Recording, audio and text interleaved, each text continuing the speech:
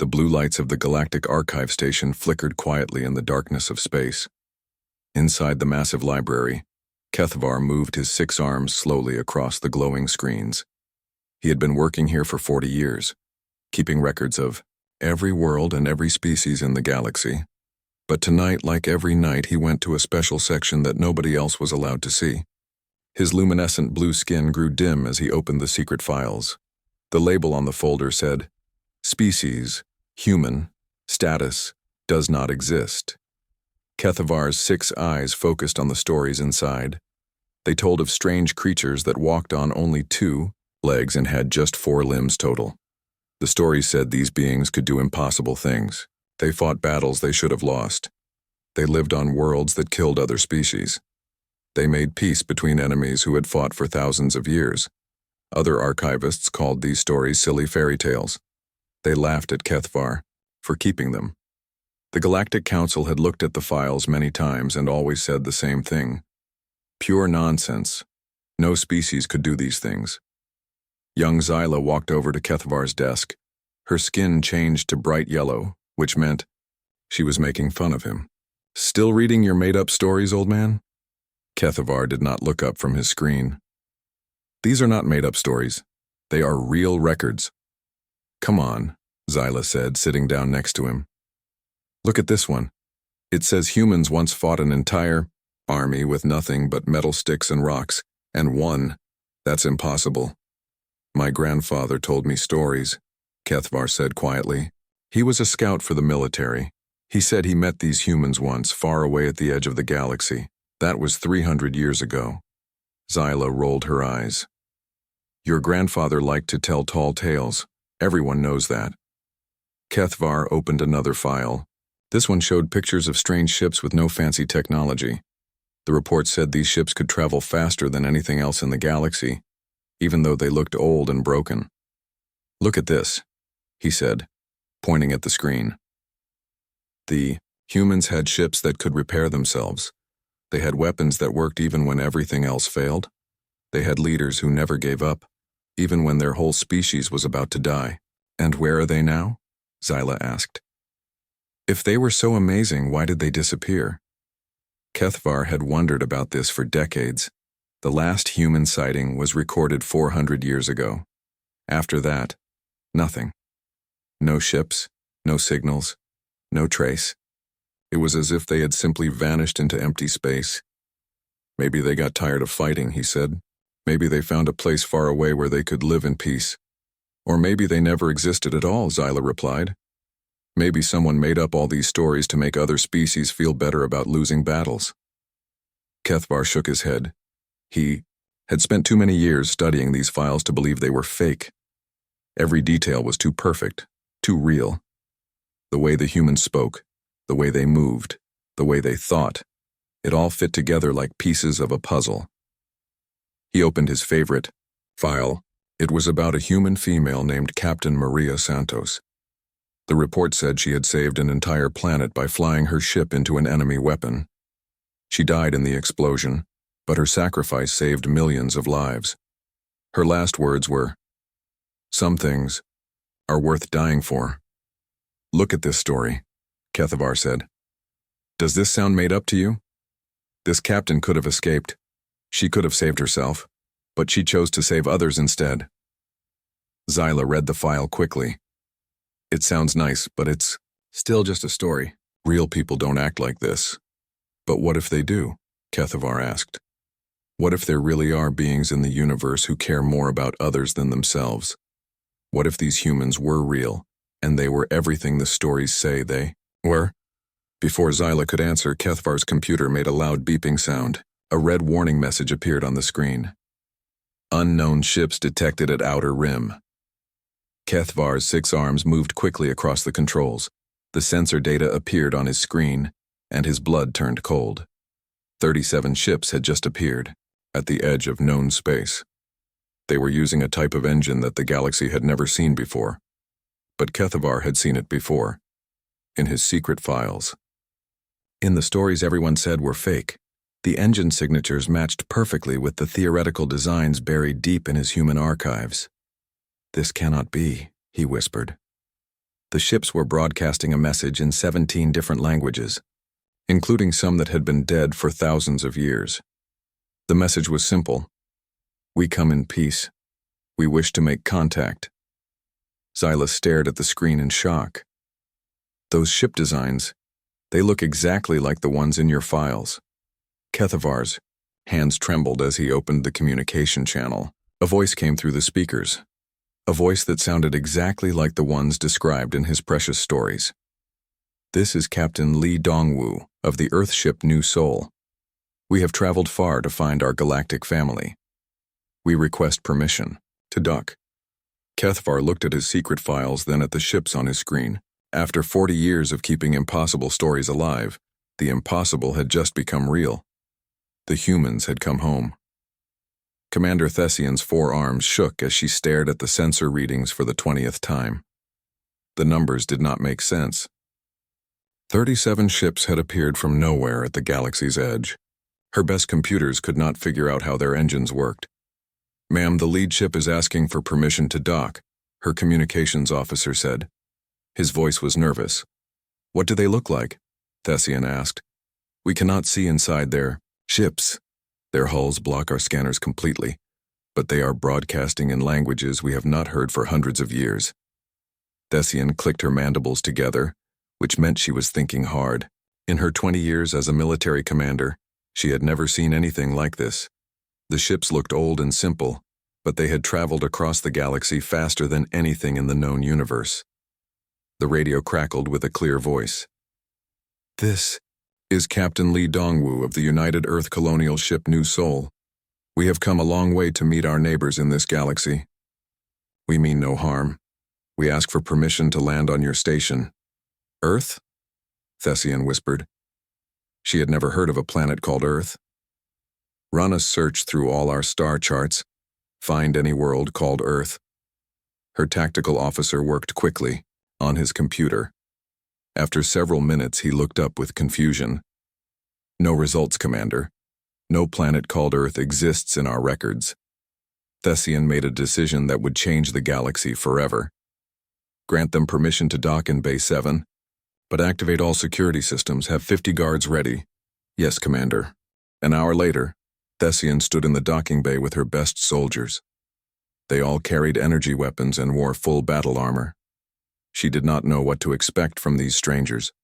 The alien ship's door opened with a soft hiss. The first being to step out was unlike anything Thessian had ever seen. It walked on only 2 legs and had smooth skin without scales or fur. It was about as tall as a Zentari, but much thinner. Its eyes were small and dark, and it had hair growing only on the top of its head. Behind the first being came 6 others, all different but clearly the same species. Some had darker skin, some lighter, some were taller, some shorter. But they all moved with the same quiet confidence. The leader stepped forward and made a gesture Thessian did not understand. It extended one of its 4 limbs toward her. "I am Captain Lee Dongwu. Thank you for allowing us to visit your station." "I'm Commander Thessian of the Hegemony Defense Fleet," she replied, not moving closer. "What species are you? What do you want?" "We are humans," Lee said with a smile that showed white teeth. "We want to be friends with all the species of this galaxy. We have been away for a long time, but now we want to come home." "Home? This is not your home. We have records of every species in the galaxy. Humans do not exist." One of the other beings stepped forward. This one was smaller than Lee and had longer hair. "My name is Park Jimin. I am a scientist. We have brought gifts to show our friendship." She opened a small container and pulled out a device that glowed with soft blue light. "This contains mathematical formulas that will help your people build better energy systems. Your power generators can be 50% more efficient." Thessian's science officer took the device and plugged it into his scanner. His eyes grew wide as he read the data. "Commander, these formulas are real. They solve problems we have been working on for decades." Another human, a male with short black hair, stepped forward. "I am Kim Taehyun, a navigator. We have mapped 17 star systems that your people have not discovered yet. All of them have planets where life can grow." He handed Thessian a data crystal. These worlds are rich in minerals your industry needs. We give them to you freely, as a gift. Thessian felt dizzy. These gifts were worth more than the entire yearly income of most planets. Why would strangers give away such valuable information? What do you want in return? She asked. Lee's expression became serious. We want nothing except friendship. We have watched your people from far away for many years. We have seen your wars, your struggles, your victories.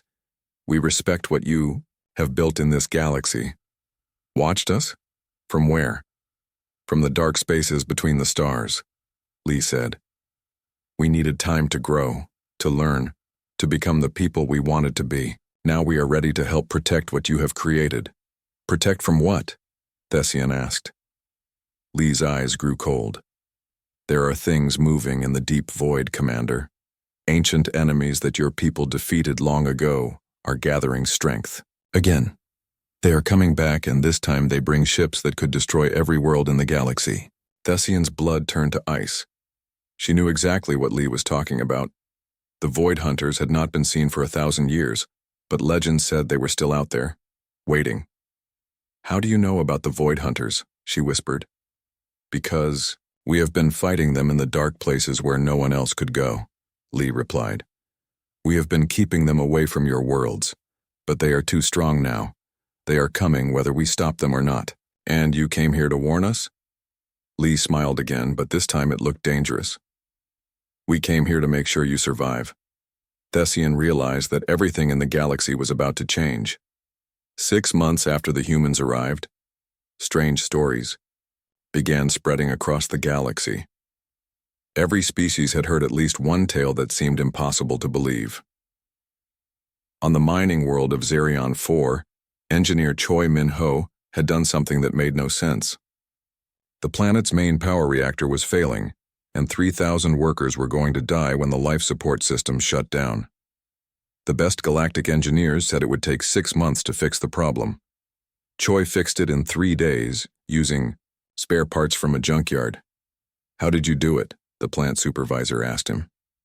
Choi shrugged and wiped grease from his hands. Sometimes you have to think like the machine instead of fighting it. The reactor was not broken. It was just tired and needed help. The supervisor did not understand, but the reactor worked perfectly for the next 3 years. On the medical station orbiting Kepler 442b, Dr. Song Hee-jin was studying the Zalarian plague that had killed millions of people. The disease had puzzled the galaxy's best doctors for 50 years. No one could find a cure. Song found one in 2 weeks. The cure was simple, she explained to the shocked medical team. We were trying to kill the disease, but it kept changing to survive. So I made friends with it instead. I gave it what it wanted, and in return it stopped hurting people. Her cure saved entire worlds, but no other doctor could understand how she had thought of it. These stories worried the other species more than any military threat. Humans seemed to solve problems by thinking in ways that made no sense. They talked to machines like they were alive. They treated diseases like old friends. They found solutions where no solutions should exist. But the most disturbing thing was how humans acted around other people. When pirates attacked a passenger ship near the Centauri system, human patrol ships arrived before the official rescue fleet. The pirates had superior weapons and more ships, but the humans won the battle in minutes. Afterward, they gave medical aid to the wounded pirates and helped repair their damaged vessels. Why did you help them? Asked Captain Vextar of the rescued passenger ship. They were trying to kill innocent people. Human Captain Yoon Sora looked confused by the question. They were hurt. When someone is hurt, you help them. That is what people do. But they are criminals. Today they are criminals, Yoon said. Tomorrow they might be friends. People can change if you give them a chance. 3 of the pirates quit their criminal life and joined the human rescue service. Meanwhile, deep space sensors detected movement in the void between galaxies. Ancient monitoring stations that had been silent for 1,000 years suddenly came to life with warning signals. The Void Hunters were moving. Kethavar had studied every record of the last Void Hunter invasion. It had taken the combined forces of 50 species to drive them back into deep space. Billions had died. Entire worlds had been destroyed. The galaxy had barely survived. Now they were coming back, and this time they brought twice as many ships. Kethvar requested a meeting with Captain Lee to share what he knew. They met in a quiet corner of the archive station, surrounded by the stories Kethvar had protected for 40 years. "I have read every file about your people," Kethvar said, his 6 arms spreading across the data screens. "But I do not understand something. These records show humans doing impossible things, but they are 400 years old. How can you do the same things today?" Lee sat quietly for a long moment, looking at the ancient files. When he spoke, his voice was soft but serious. "These are not just records of what we did," he said. "They are promises we made." Promises to whom? To everyone we could not save the first time. Kethvar felt a chill run through his blue skin. "What do you mean?" Lee opened one of the files and pointed at a battle report. "This shows human Captain Maria Santos dying to save a planet. But what it does not show is that she had a daughter who watched her mother sacrifice herself for strangers. Where is the daughter now?" "She became Captain Yoon So-ra of the Human Rescue Service. Every life she saves is her way of honoring her mother's choice." Lee opened another file. "This report tells of human diplomat James Chen making peace between 2 species that had fought for centuries. His son watched those same species break their peace treaty and go back to war after James died. And the son? He spent his life learning everything about war and peace. Now he teaches other species how to end conflicts without fighting. His name is Park Jimin, but he works as a scientist now." Kethvar began to understand something terrible and wonderful. Every human alive today is connected to these old stories. "We are not just connected to them," Lee said. "We are the result of them.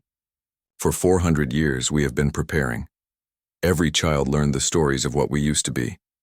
Every family promised to become better than their ancestors. Every generation worked to turn our legends into reality. But why?" Kethvar asked. "Why spend centuries preparing for this moment?" Lee's eyes grew hard as steel. "Because we knew the Void Hunters would come back. We knew the galaxy would need us again, and this time we promised to be ready." Warning alarms suddenly echoed through the station. A computerized voice announced, "Alert! Long-range sensors detect massive fleet movement in Sector 0. Estimated arrival time, 36 hours. Lee stood up and smiled, but the smile looked dangerous. "Time to keep our promises, old friend."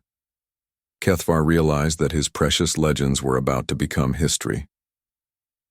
The Void Hunter fleet emerged from dark space like a swarm of metal insects. 10,000 ships, each one the size of a small moon, moved toward the galaxy with terrible purpose. Commander Thessian had never seen anything so frightening in her entire life. "How many ships do we have?" she asked her tactical officer. 8,000 from all the allied worlds, Commander. Every species sent their best warships." Thessian looked at the numbers on her screen.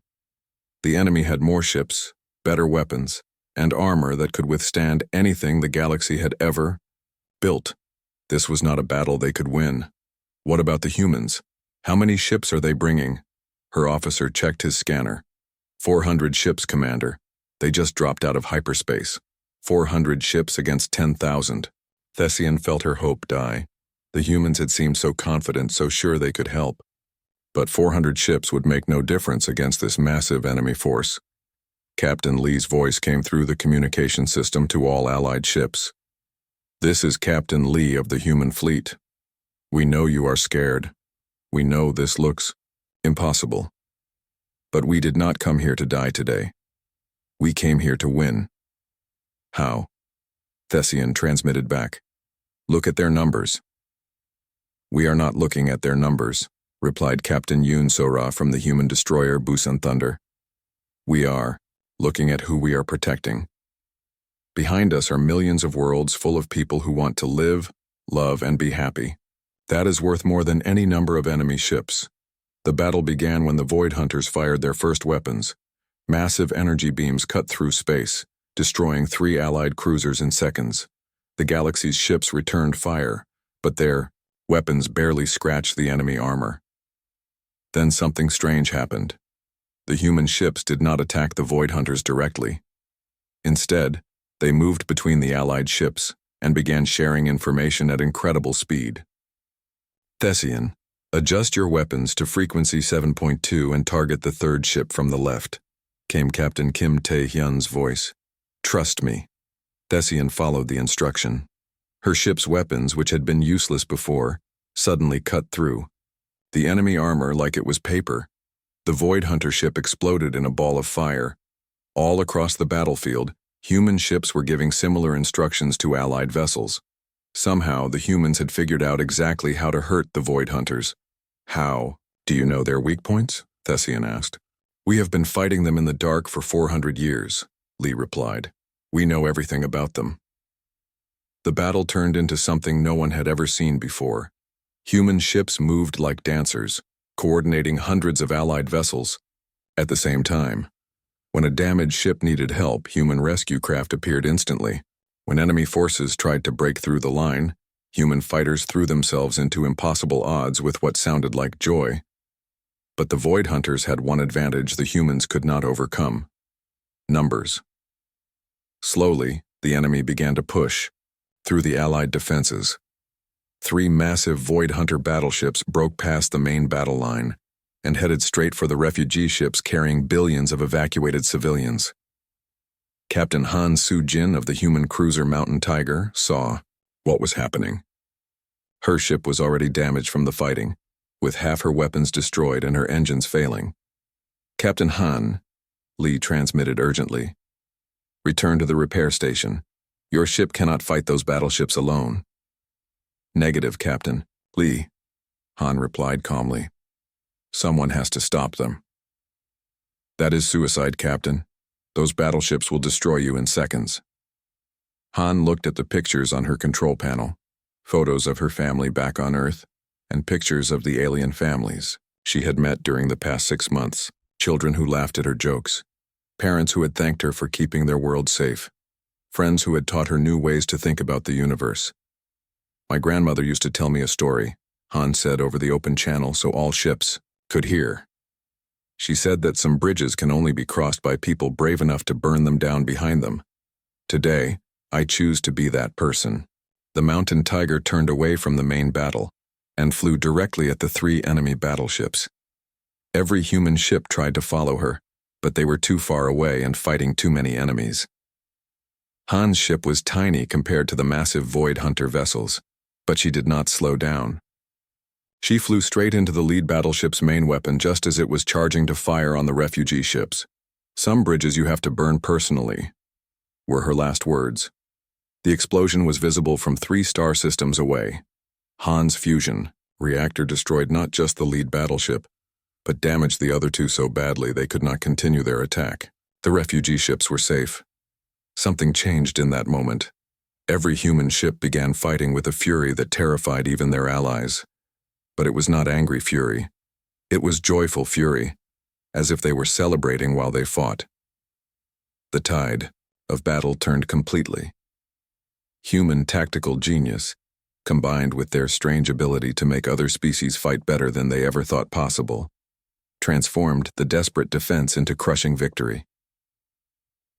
One by one, Void Hunter ships began to retreat, then dozens, then hundreds. Within hours, the greatest military force in galactic history was fleeing back into the dark void between stars. When the last enemy ship disappeared, the humans began something no species had ever seen after a battle, a celebration so joyful it could be seen from orbit. The galaxy had learned what happened when legends decided to become real. 1 year after the Great Battle, Keithvar stood in front of the largest gathering in galactic history. Representatives from every known species filled the massive council chamber on New Geneva Station. The old archivist's 6 arms trembled slightly as he prepared to give the most important speech of his life. The galaxy had changed in ways no one could have imagined. Human colonies now existed on worlds that used to kill other species within hours. The dead planet Xerion 9, poisoned by radiation for centuries, now had forests and cities. Humans had somehow made the soil clean again using nothing but patience and plants that should not have been able to grow there. War zones that had been fighting for thousands of years were now peaceful. The Krell and the Vorthon, enemies since before recorded history, were building trade stations together. Human mediator Choi Min-ho had spent 6 months living with both species, learning their languages and customs, until he found the one thing they both cared about: protecting their children. They were not really fighting each other, Choi had explained to the amazed diplomats.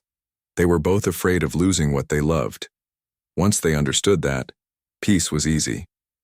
But the most shocking change was in the other species themselves. Centauri warriors who used to run from difficult battles now stood their ground and won impossible victories. Hegemony scientists who used to give up on hard problems now worked for months until they found solutions. It was as if the humans had taught everyone else to be more than they thought they could be. Kethvar began his speech to the assembled delegates. 1 year ago, most of us had never heard of humans. Those few who had heard the stories thought they were fairy tales. I spent 40 years keeping those stories alive, and even I was not sure they were real. The chamber was completely silent. Every being present had their own human story to tell. I have spent this past year studying what humans really are, Kethvar continued. I have visited their worlds, interviewed their leaders, and watched them work. What I discovered will change how we think about everything. He activated a holographic display showing human colonies across the galaxy. Humans do not have better technology than us. They do not have stronger bodies or more powerful weapons. What they have is something much more dangerous to evil and much more wonderful for good. What is that? Asked Ambassador Zextara of the Centauri Federation. They have hope that refuses to die, Kethvar said. When every logical calculation says they should give up, they find a reason to keep trying. When every expert says something is impossible, they say, let me try anyway. When every voice tells them to think about themselves first, they ask, how can I help others? He showed images of the great battle, focusing on Captain Han Soo-jin's final moments. Captain Han did not sacrifice herself because she was not afraid of death. She did it because she was more afraid of letting innocent people die. That is the difference between humans and the rest of us. But how do they do it? Asked Commander Thessian. How do they stay hopeful when everything looks hopeless? Captain Lee Dong-woo stood up from his seat in the human delegation. May I answer that question? Kethvar nodded, and Lee walked to the center of the chamber. We stay hopeful because we remember what happened when we lost hope, he said. What do you mean? Thessian asked. 400 years ago, when we first met the galaxy, we were young and stupid. We thought we were the strongest, the smartest, the most important species in the universe. We started fights we could not win. We made enemies we could not defeat. We were so busy trying to prove how great we were that we forgot to actually be great. Lee's expression grew sad. The Void Hunters came, and we were not ready. Billions of our people died. Entire worlds were destroyed. We barely escaped with our lives, and we had to run away and hide while the rest of the galaxy fought our battles for us. So what did you do? Asked a young delegate from the Spiral Arm colonies. We made a promise, Lee said. We promised that if we ever got a second chance, we would be worthy of it. Every child born in the dark years learned the stories of our failures. Every family taught their children to be better than we had been. Every generation worked to turn our shame into strength. And now? Kethvar asked. Lee smiled, and for the first time since Kethvar had known him, the smile looked completely happy. Now we get to keep that promise every single day. Every life we save, every peace we make, every problem we solve, it all pays back the debt we owe to those who died protecting us when we were too weak to protect ourselves. The chamber erupted in the largest celebration in galactic history. Species that had never agreed on anything were suddenly working together to build a better future. Kethvar returned to his archives that night and opened a new file. He labeled Tursimon the Human Era, when legends taught us to be legendary. At the bottom of the first page he wrote, Today we learned that the best stories are not about what happened in the past. They are about what we choose to make happen in the future. Outside his window, human ships and alien vessels worked side by side, building new stations and exploring new worlds. The galaxy had finally learned what humans had always known. Impossible was just another word for something that had not been done yet, and they were just getting started.